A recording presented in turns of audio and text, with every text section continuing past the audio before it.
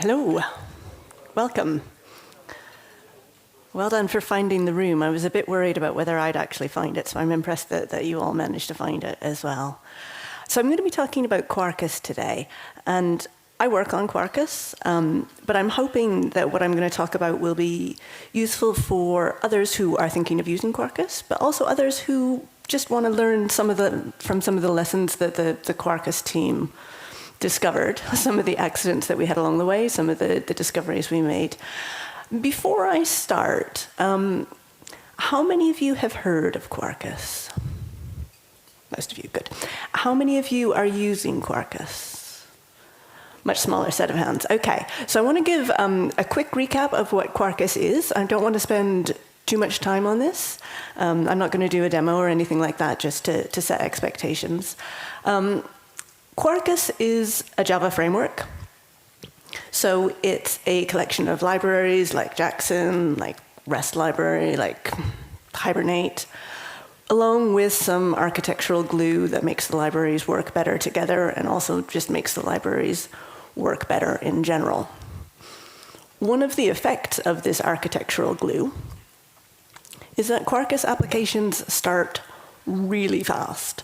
So Quarkus can be compiled to, or Quarkus applications can be compiled to a native binary using GraalVM. If you do that, they start in about 15 milliseconds. I benchmarked it, it's faster than a light bulb. It is ridiculously fast. Even if you don't go to a native binary, even on JDK, Quarkus applications start a lot faster than the equivalent function on other frameworks. Quarkus also has pretty impressive memory footprint. So again, if you compile to a native binary, your memory footprint is tiny. Even as a JVM application, your memory footprint is about half of what it would be if you were using something else. What that means is that you can run Quarkus applications with a much higher deployment density. You can pack more Quarkus applications onto the same server. So Quarkus compares really favorably to other Java frameworks, but it also compares really favorably to other languages. So as a Java developer, it is my job to explain to everybody that Java is better than Node.js. And unfortunately, when you look at the footprint numbers, traditionally that hasn't been quite true. Even, and then if you look at something like Go, it's even more embarrassing. With Quarkus, we're fixing that. So a Quarkus application has a smaller memory footprint than a Node.js application, which is as it should be. On my title slide, I had a picture of a bicycle. And I think that's kind of a useful analogy for two reasons. But it's also sort of a terrible analogy, which I'll get to. Because when we talk about things that have really small memory footprint, that are really nimble, a lot of us probably make an assumption about the throughput. And so, going back to our comparisons, if you compare Quarkus to your other framework, when you compile Quarkus to a native application, there is a throughput hit. And that's really consistent with our mental model for the bicycle, right? Like a bicycle's really nimble. It's got this, quite small footprint. But if it was a race between a car and a bicycle on a motorway, I have to say, I would choose the car. But our mental model isn't actually correct. So with native, this is a classic trade-off. And we have a choice between startup time and throughput, and we have to make this choice all of the time in all sorts of areas when we're doing optimizing. And when you go with native, you're really sort of, choosing to go towards that faster startup time, that lower footprint.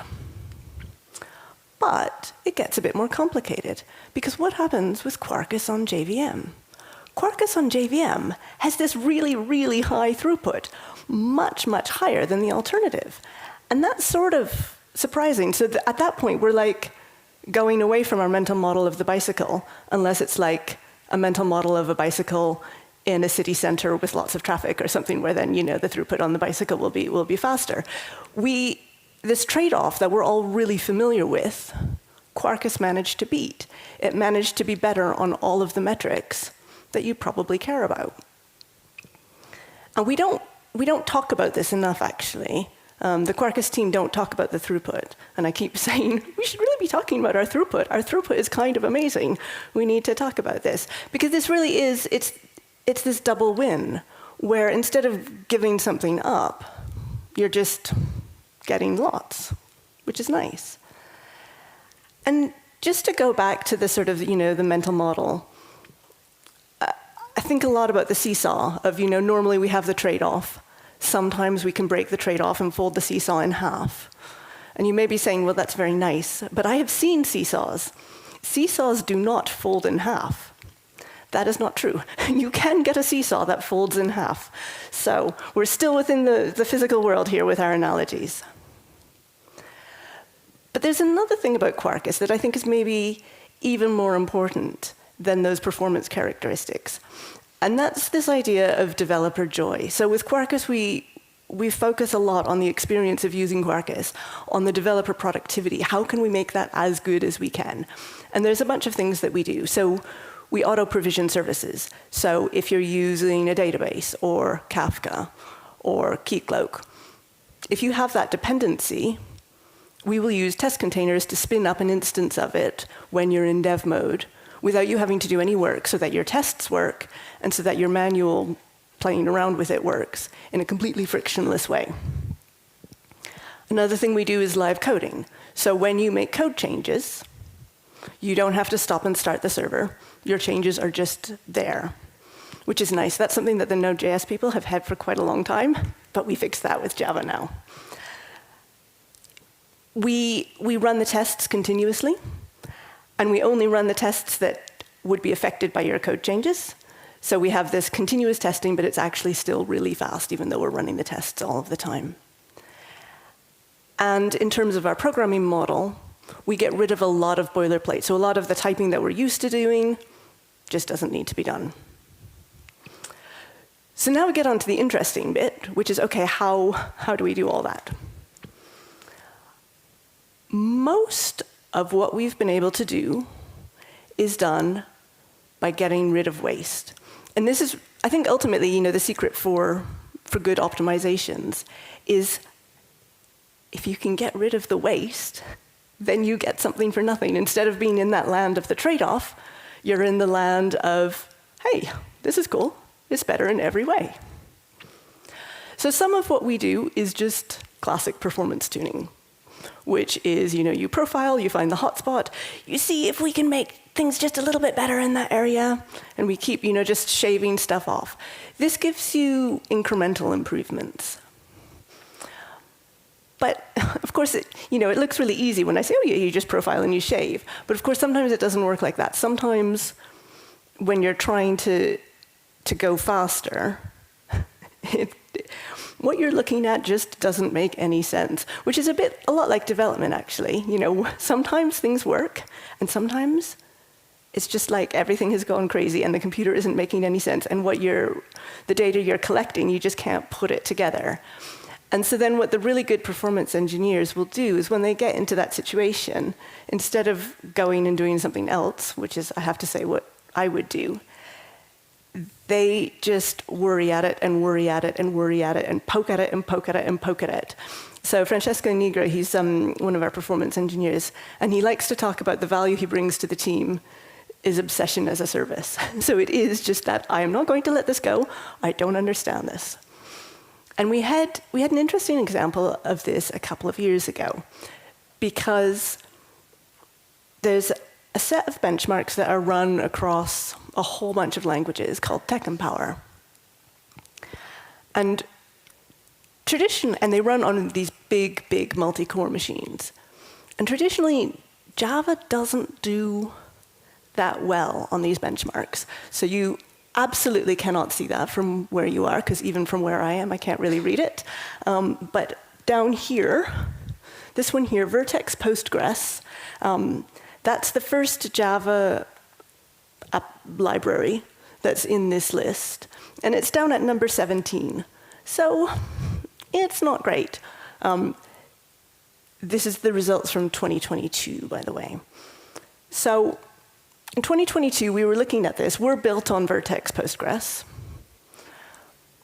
And we were like, well, we're pretty fast, but why can't we get higher up this? Because we're working really hard. And then I think this then comes back to the sort of, the mystery that sometimes you can connect the dots and it's really mechanical. So it's just that process of profile shave, profile shave. Sometimes you can't actually see what's going on. Sometimes you can't connect the dots. And you have to just keep gathering more information and more information. And then eventually, with enough information, you can connect the dots and see what's going on.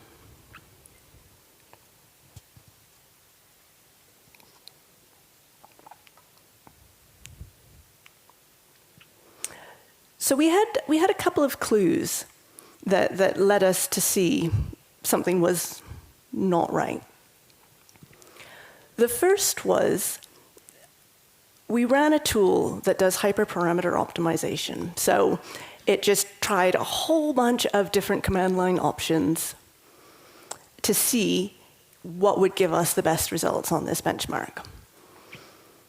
And it churned away and it churned away, and eventually it came back and it said, I've got the answer. This is what you need to do on your command line to make things faster.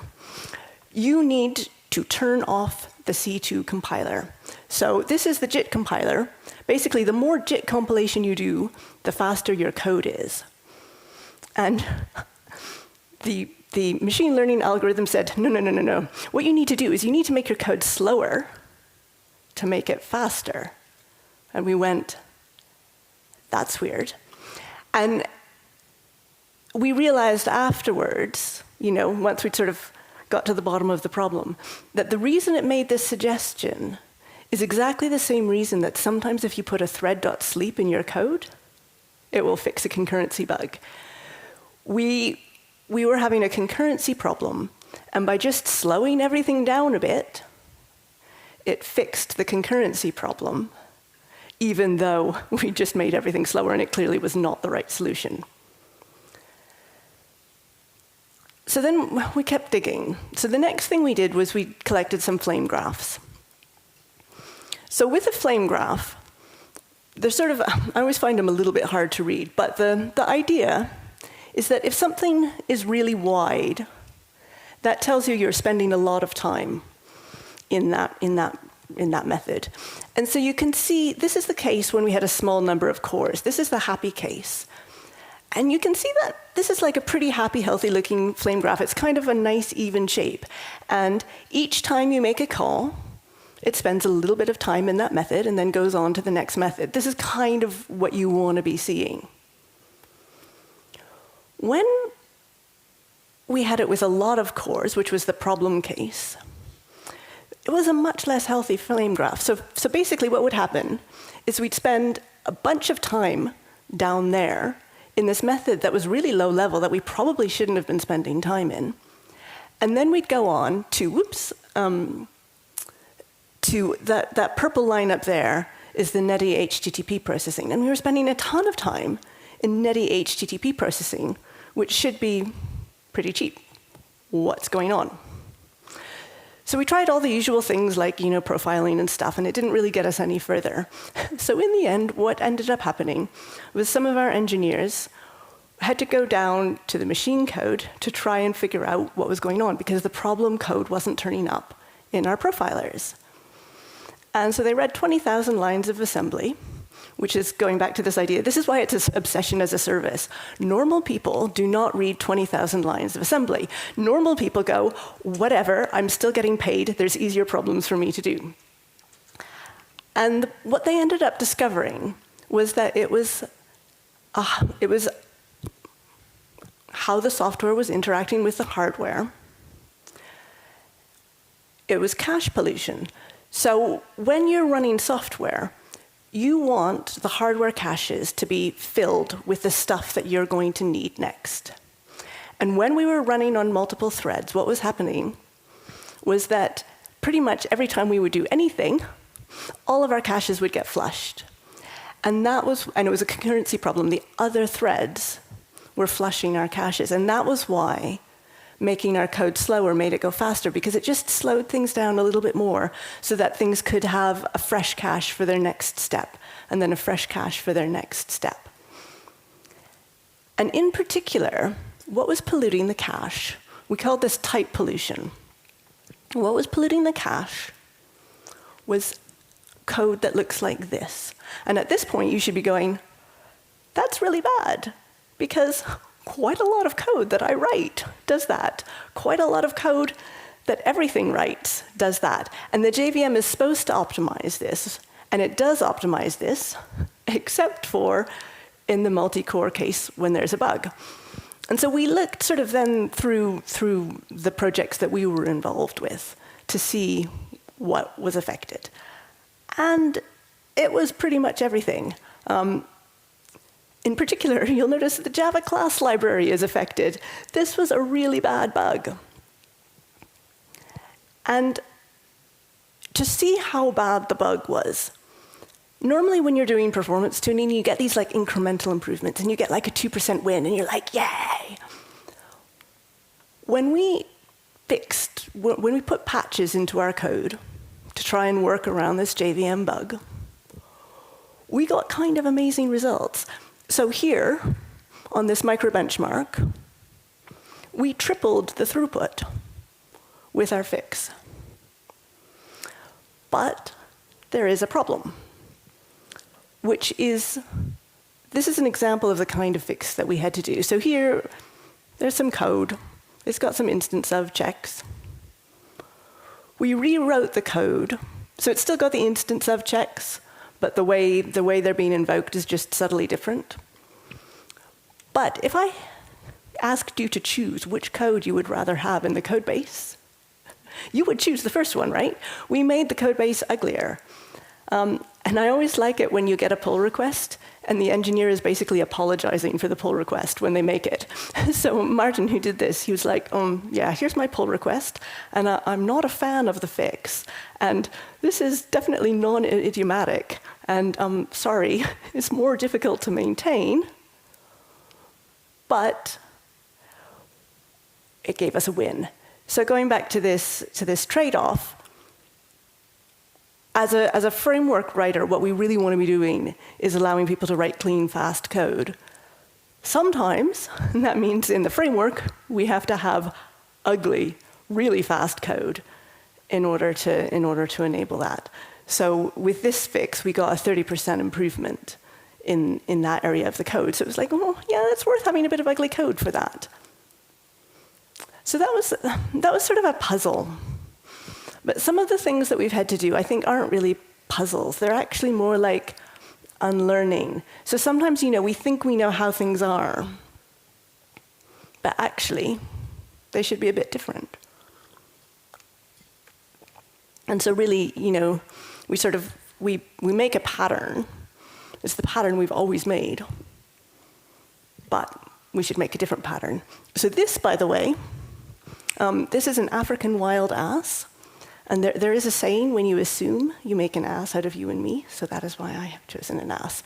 But actually, maybe that pattern wasn't an ass. Maybe it was just something completely different. Same dots, completely different pattern. You can see, actually, I was pushing it a bit with the dots. Some of them don't actually match up to the new one, but you get the idea. Fundamentally, what we need to be doing is we need to be challenging these assumptions. So for example, we were able to get a really big performance win by changing how we did string comparisons. Normally, when you do a string comparison, you start from left to right because that's how we read. But we realized in our configuration, people tend to namespace configuration. So you have all of this repeated content. So if you do a string comparison to go that way, it's slow. If you go in the other direction, it's fast. So that's just like one line of code. But we also had to challenge some assumptions that were much more fundamental, that were much more in the architecture. One of these was that traditionally, when we architect frameworks, we try and make them dynamic. Everybody agrees that's a good thing. That is no longer a good thing. So we always used to optimize our frameworks, for these long-lived processes, because that was what we did. Deployments would be like a special occasion. You do it once a year. Because you deployed so rarely, you had to patch your applications instead. So everything was optimized for late binding, which means that without doing a restart, you could reconfigure your application. But that's just not how we do it anymore. So we'd optimized all of these frameworks for dynamism. Dynamism has a cost, so you're paying this dynamism tax. But it was because the reason that we used to run this way is that to get code on the server, it would be this fairly manual process where you would have your code and you would put it on the server. Now, we run in the cloud. We have containers. Our applications are immutable. We just don't need to be patching things in production anymore to change the behavior. So instead, if we have code, what we're going to do is we're going to put it through CI because we have CI. And if we have code as well, what we're going to do is we're going to put it into a container. And we're going to use that container as our deployment mechanism. If we want to change things, we're going to rebuild the container. So we don't need that dynamism, but we're still paying the tax for it. And you can see this in Java. So in Java, what happens at build time? It's actually a fairly small set of things. Bytecode gets created, and then there's a packaging step where it gets, turned into an archive. Everything else that's interesting happens at runtime. So all of the YAML file parsing, all of the class path scanning for annotations, which every framework does, all of the that then gets turned into a meta model of the world, and then the application starts, and only then are you ready to do work. And the problem is, if you start your application more than once, those steps get done every single time. It's incredibly wasteful. So as a little example, Hibernate will try and wire to your JTA implementation. It doesn't know what your JTA implementation is, so it uses reflection. So it will load it, and then if you don't have that JTA implementation, it will throw a class not found exception.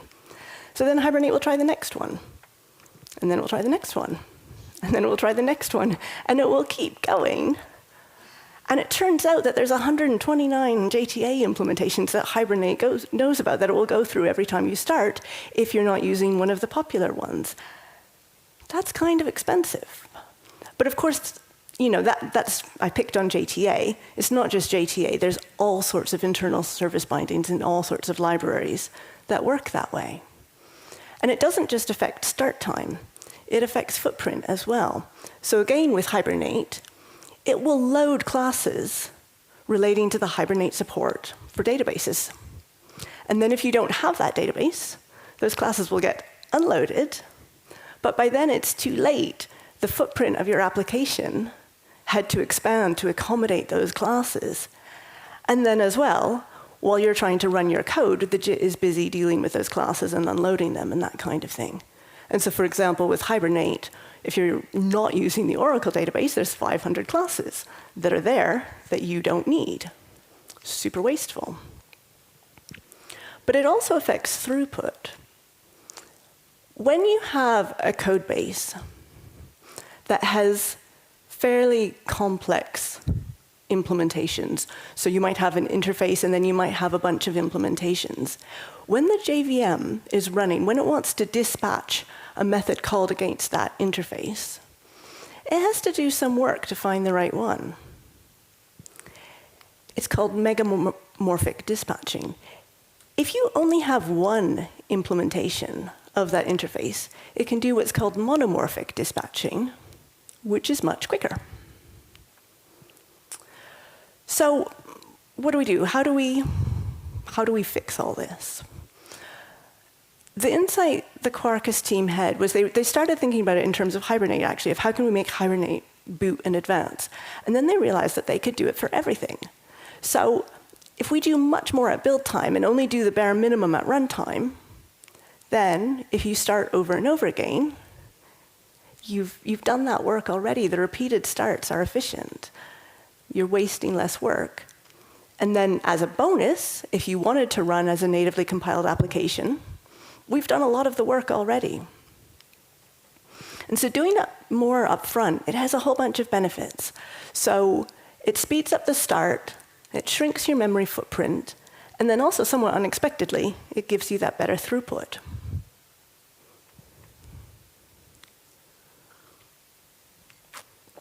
So this would be nice if it was just the Quarkus core, but of course nobody runs just a single Java library. There's a whole bunch of Java libraries, and we really wanted to make sure that every library that was running with Quarkus could also participate in that kind of build and boot in advance process. So the libraries, we have an extensible build process. Any library that has a Quarkus integration can move its work up front. And so I think this is really important in terms of the ecosystem. And so the way we do it is we have build steps and build items. Build steps are code that runs. Build items are the communication mechanisms between these. And so your build step can declare inputs and outputs. We will order things into the right order so that stuff happens at boot. Or rather, stuff happens at build, so it doesn't have to happen at boot. Should you be writing a Quarkus extension and you want to debug, or should you just be running your application and it's behaving a bit weirdly? You can debug. But of course, as a developer, most of what I spend my time doing isn't like running in production. It's developing locally. And so I really want compilation to be fast. And I've just told you that we're moving all of the work to compilation. And so then there's sort of a question of like, wait a minute, doesn't that make it worse for developers? And that's why we added the live coding, was to make sure that the development experience, instead of being worse, was actually way, way better. So we have 3 levels of live coding. The first is if you just change a file, we just load it in. It's fine. If you change a class that's not really coupled to the whole thing, we can use a JVM agent, and we just reload that particular class, hoik it into the class loader. If you do something more fundamental, like adding a new library, we do a full restart, but because we restart so quickly, it's okay. It's not noticeable. And so I like that there's this connection between these things, that technological improvement of the fast start then enables that developer experience improvement of the live coding. And I think this is really important because people are really important, and making things better for people is important. And when you think about, like, well, what can we do to make people important or make people more productive? Part of it, I think, is just about making things idiot-proof, making it so that the easiest thing to do is the right thing to do. So things like strong typing and garbage collection, they're really important. But then it's also about having this really tight feedback loop so that when you're doing manual testing, so that you're doing automated testing, make that as small as possible, make that as frictionless as possible, because that's what makes your team productive. And then ultimately as well, typing is kind of slow, typing is kind of annoying, allow people to do less typing. Java gives us the strong typing and the garbage collection. I think that it's a really nice place to be because of that. And then with Quarkus, I think we're covering a lot of that. And under the covers, what makes this happen is that we have indexes. We build indexes, and then every extension on top of Quarkus can use those indexes. Because the way frameworks work is, in general, what will happen for any modern library is the framework has to find all of the classes and interfaces that have some annotation or that extend something, and they all have to home roll doing this, because Java doesn't have anything for this. The reflection library doesn't actually have methods for this. So this is another thing that we did, was we made a library called Jandex. And Jandex is basically like offline reflection. And so then once you have that offline reflection, you can do all sorts of interesting things. You can say, well, what if developers didn't have to do all of the typing that we're used to doing? So for example, with logging, the normal pattern for Java logging is you say logger.getLogger, my class. And that's a bit of typing, so I always copy and paste it from another class. If I'm lucky, I remember to change that. Sometimes I don't, and then all of my logging is assigned to the wrong class. And this always just seems so stupid to me, because the computer should know what class the logger is in. It's a computer. And so what we're able to do with Quarkus is you can just do a static log method, and it knows what class you're in. And I think this is a good example of an important principle for, well, for everything, really, for life, which is don't make people tell the computer what the computer already knows. People are really bad at that. The computer already knows it. And I think sometimes when experienced developers see that kind of code, they kind of go, ooh, I don't like that, because I remember having that kind of code is expensive. You're paying, but it's not, because we're doing it at build time. We have that index. And so under the covers, what's happening with that is we use Jandex to find everywhere that the log class is used. We replace that code with something else. And that's all done at build time, so you get the proper debug experience. And so under the covers, you'd end up with that code. And that's what your IDE will show you if you're debugging as well.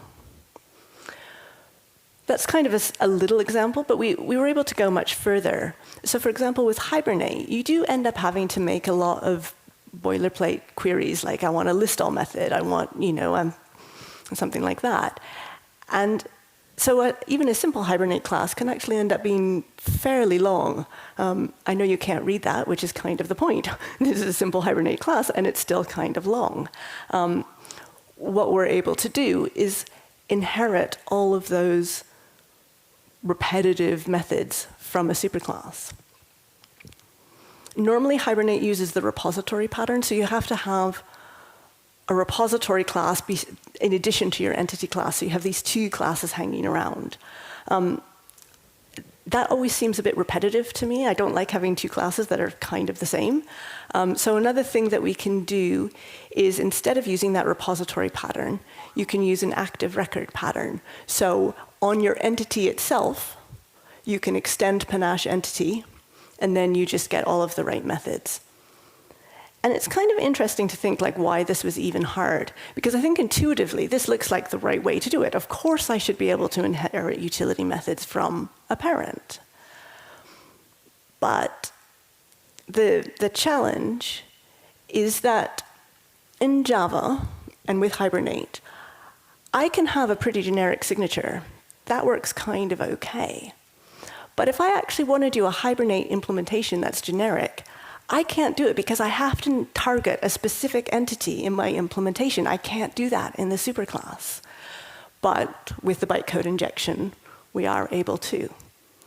And so again, it's this idea that the machine efficiency unlocked the human efficiency. Because we had this highly efficient runtime, because we were doing more at build time, we could then make things better for people. And again, I think some people will still sort of go look at that and go, I remember Lombok. I don't want any of this. And certainly, we have a lot of sympathy with that. We've been there as well. So I think when you have this kind of magic, a principle that we really strongly believe in is that it has to be optional. So everything I've shown is like, you could do it that way, or you could just do it the other way. Both are fine. And you have to not sacrifice debuggability for that kind of, simplification. Because you don't want it to be something where, like, in a demo, it's great, and it's 2 lines of code. And then you, try and actually do something that's a little bit off the golden path, and it's terrible. So we've tried to make sure that it's easy for the easy things, and it's also, no worse for the hard things.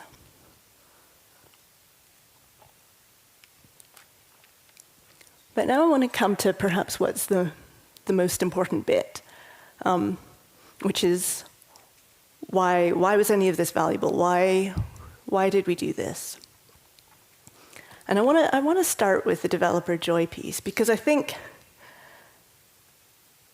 for us designing the framework, the experience of the people using it was so important. But also, I think, for all of us in general, happiness is probably the most important thing, right? If coding doesn't make us happy, what's the point?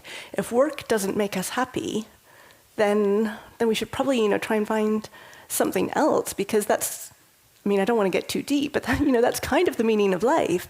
And so we want to be trying to make sure that our tools bring us happiness instead of bringing us pain. And so, I can't fix all of the problems in the world, but, my sphere of influence is developers, and so I can do what I can to try and make sure that I maybe make developers a bit happier by giving them better tools. But, of course, happiness is very important. There are other considerations. But here as well, I think this is something that, with Quarkus, because we have those lower resources, that saves money, particularly in the cloud. Your cloud bills are pretty directly correlated to how many instances you use and how big those instances are. So if you can use fewer instances and have the instances be smaller, then you're winning. And so because we've got that smaller memory footprint, you can use smaller instances. And because we've got the lower CPU usage, you can use fewer instances. And so then that means that you're able to save your cloud bills, or you're able to save your electricity bills, or whatever bills you're looking at. But there's a final bit as well, which I think is really important, which is when I joined the Quarkus team, we all knew that it was really small and really fast, but we didn't really know. We thought that probably meant it was greener, but we didn't know. And of course, it matters a lot, because going back to this idea that what we want to be doing is we want to be eliminating waste. Waste is killing the planet. All sorts of waste is killing the planet. So e-waste, it's really bad. Every time we decommission a server, that's e-waste. Energy waste, even if it's green energy, there's still facilities that have to be built to produce that green energy. So we want to minimize our energy use. And so then for us as software engineers, what that means is if we write inefficient software, that contributes to energy use, that contributes to e-waste, bad for the planet. And so far, I think, when we look at sustainability, going back to this trade-off, the reason we're in trouble is that there's kind of a trade-off between doing the stuff we want to do and saving the world, and we've, very much tilted towards doing the stuff we want to do. But I think maybe that's changing, at least in some ways. And so I came up with this idea that I called the Vroom model. And I should have thought it through a bit better, because I didn't actually Google for Vroom model before I started talking about the Vroom model. It turns out if you Google for Vroom model, Google will suggest that you probably want to spell it the normal way. And then it will show you a Vroom model that was invented by Dr. Vroom. It hadn't occurred to me that there was a Dr. Vroom. But of course, I spelt it with like an arbitrary number of R's and O's, which again was a terrible idea because the SEO is awful. But if you click on Google and you say, no, I really want that spelling with the R's and O's, what you get is this instead. I've carefully put this here to cover some of the search results because they're not actually safe for work. If you search for Vroom model, you get fast cars and mostly undressed women. Naming is the hardest problem in computer science. I should have thought it through. But what my Vroom model says is, it was really inspired when I started looking at this paper that I think probably a lot of you have seen, which looked at which programming languages are faster. And in this table, in this paper, they had a table. And those two columns are sort of almost the same. And so with the normalized data, the order is pretty much the same. And so I plotted it out. And you can see that the trend line is more or less straight. So programming languages that go fast use less energy, which is kind of cool. So what it means is that speed is a useful proxy for energy efficiency. It's not a perfect proxy. All models are wrong. Some are useful. This is useful. And it's kind of good because we want fast code anyway. And we can see this then when you look at the Quarkus results. So we did some measurement of how much energy Quarkus consumed. And so on this chart, the line length shows the maximum throughput. So you can see Quarkus on JVM had the maximum throughput. And the line height shows how much energy it used. So higher is worse. So you can see Quarkus on native uses more energy and has the lower throughput. And so I think this is a really good illustration of the Vroom model, that because Quarkus on JVM has the highest throughput, it also has the lowest carbon footprint. So it's a good choice. And so again, it's this idea of beating the trade-off, which is that we get this really nice, I mean, I am completely biased, I work for Quarkus, but you get this really nice framework, this really nice programming model, this really nice experience, and it's also saving the world in a small way. So to wrap up, reducing waste with things like indexes, with things like doing work only once, moving work to where it hurts less, means you get this really lovely development experience with the live coding, the continuous testing. And then as a bonus, you get that higher deployment density. And then as a bonus of that, you get your lower cloud bill, and you save the world. What more could you want? And so with that, I will stop. The slides are there if people would like them. And I don't think we have time for questions, but I will be hanging around, so happy to discuss further. Thank you very much.